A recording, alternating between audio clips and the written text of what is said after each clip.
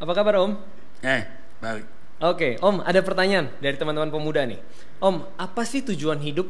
Apakah beda sama panggilan hidup? Gimana tuh Om? Sebenarnya kalau saya meluruskan pertanyaan ini, apa bedanya pelayanan dan panggilan? Ya. Tujuan hidup kita itu melayani perasaan Tuhan yang menciptakan kita. Ini sebenarnya filosofi yang sudah hilang dari manusia. Manusia itu rata-rata hidup hanya untuk kesenangan sendiri. Iya. Dia lupa siapa yang menciptakan. Dia pikir dia blek ada dengan sendirinya. Allah yang menciptakan. Dan Allah mengendaki supaya manusia yang diciptakan itu menyenangkan dia. Menyenangkan Tuhan itu sebenarnya tidak sulit. Apa yang kita pikirkan, kita ucapkan, kita lakukan selalu sesuai dengan pikiran perasaan Allah. Nah ini kita perlu semacam kecerdasan rohani. Makanya kenapa suara kebenaran ya di gereja kita ini selalu bicara mengenai kebenaran, karena mengubah mindset kita, merubah cara berpikir kita, membangun yang namanya spiritual quotient, ya kecerdasan rohani, sehingga segala sesuatu yang kita lakukan selalu sesuai dengan pikiran dan perasaan Allah. Nah, inilah tujuan hidup kita, ya.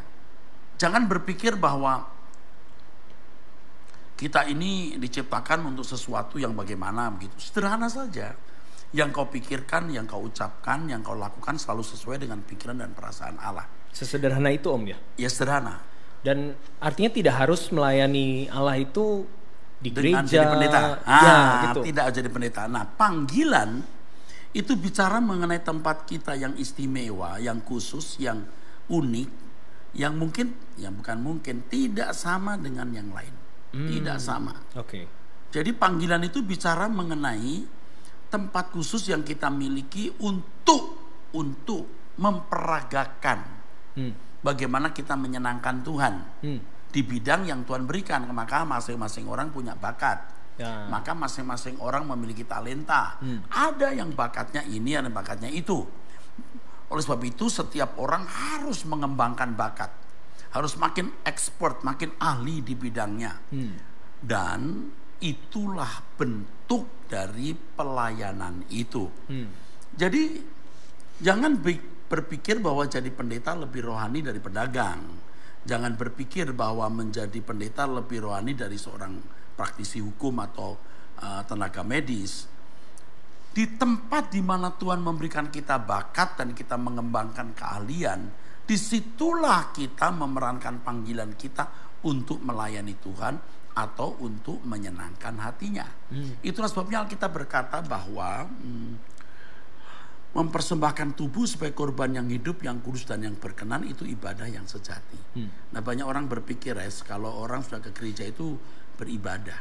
Padahal ibadah kita itu bukan hanya begitu saja, bukan.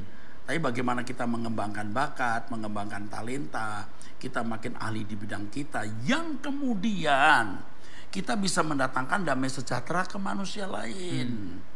Jadi dokter yang ahli, jangan dokter yang setengah ahli, sampai kemudian membuat orang bukannya sehat malah sakit dan mati.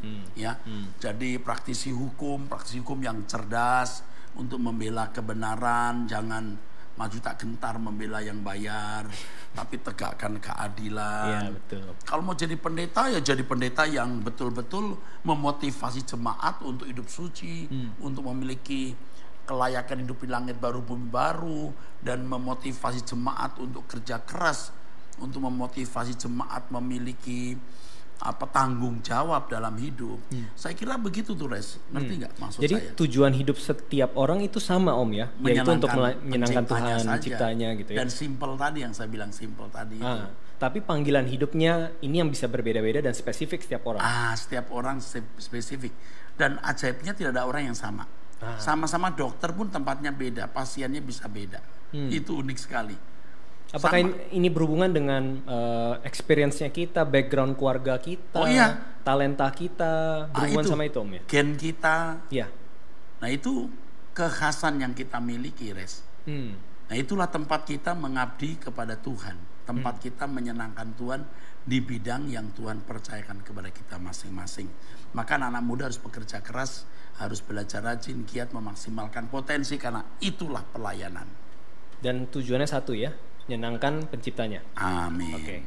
Oke. Thank you Om. Sekali lagi buat jawabannya. Thank you Om. Oke.